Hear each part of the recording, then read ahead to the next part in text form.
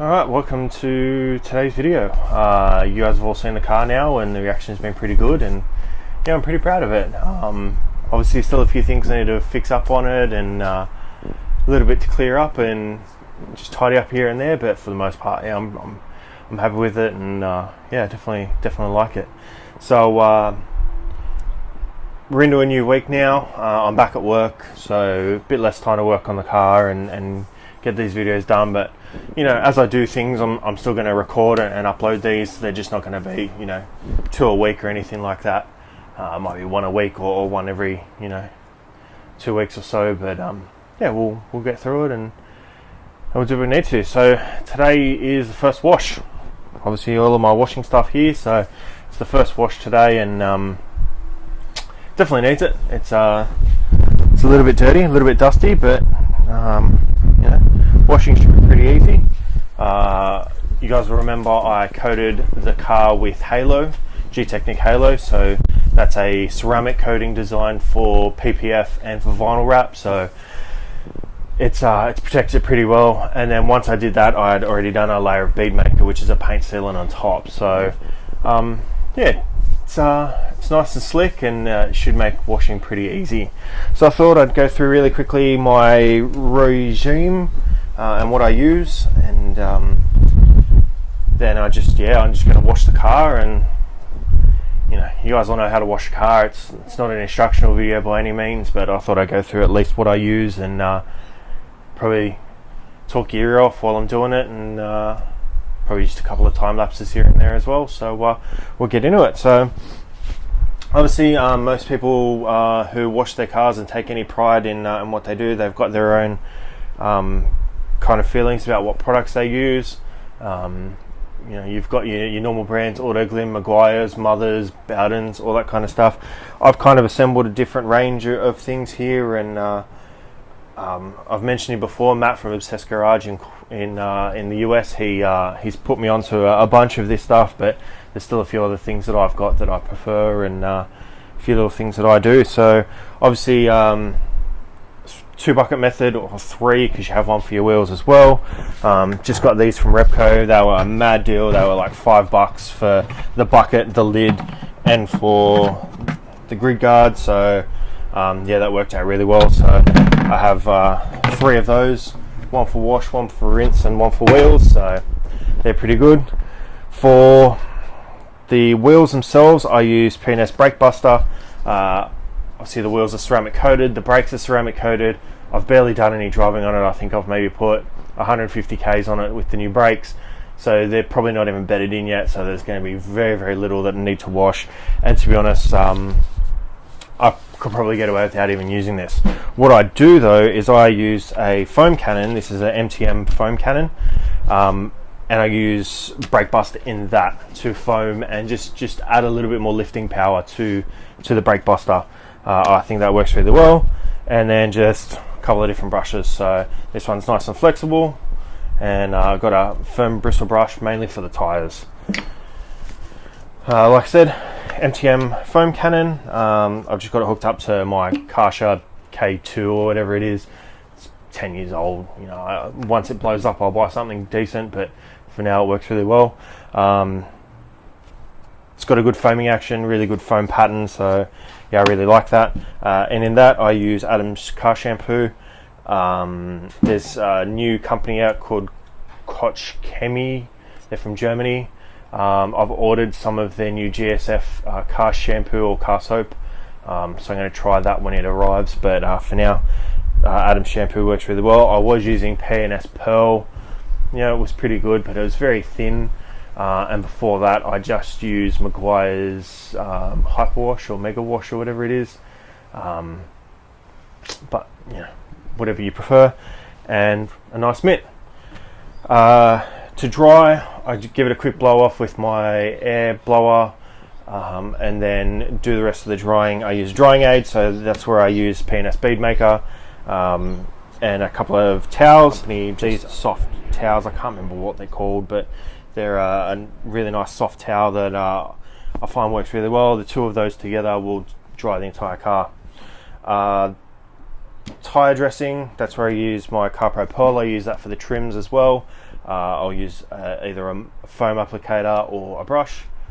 And for the glass, I use invisible glass. Stone invisible glass works really well with a waffle weave towel. So it's a pretty simple process. There's a few things here, but for the most part, it's pretty simple stuff. If you want use whatever you use, if you want to use any of these stuff, go for it. The P&S stuff I get from either carcareco.com or detailingshed.com. Same with the pearl. The invisible glass you get from Supercheap, and Adams you have to order from Adams because I don't think anyone else stocks it in Australia. It's probably the most expensive, volume wise out of anything, because I think that's $24 for that little bottle. So the GSF from Kosh Chemie is much cheaper. I think it's $25 for a litre, so it's half the price basically. But yeah, other than that, I'll get everything set up and we'll start washing. Haven't done anything to it. That's literally just from the ceramic coating and like a half really application of beadmaker, a dry application. So you can see, the beading effect. It's pretty good. Nothing's really sitting there. It's got good sheeting ability.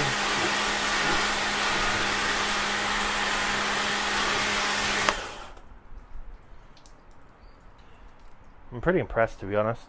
I'm definitely liking it. So yeah, I'll keep going with it and do the wheels and see how we go from there.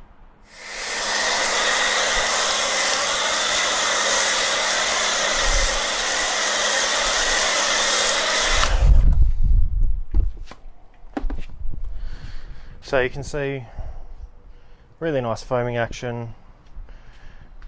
Doesn't really matter that it gets on the car, because in the end, if it's good enough for your wheels, it's good enough for your paint. There's no acid in it, so, well, the vinyl I should say, there's no acid in it, so it should be pretty good. Just gotta grab my brushes, I'll give it a quick once over and rinse it off.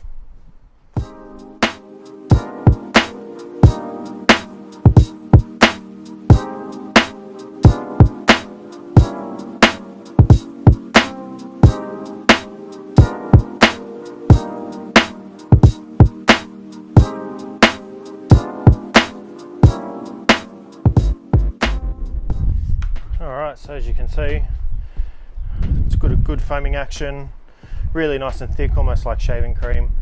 For me, that's kind of what I want.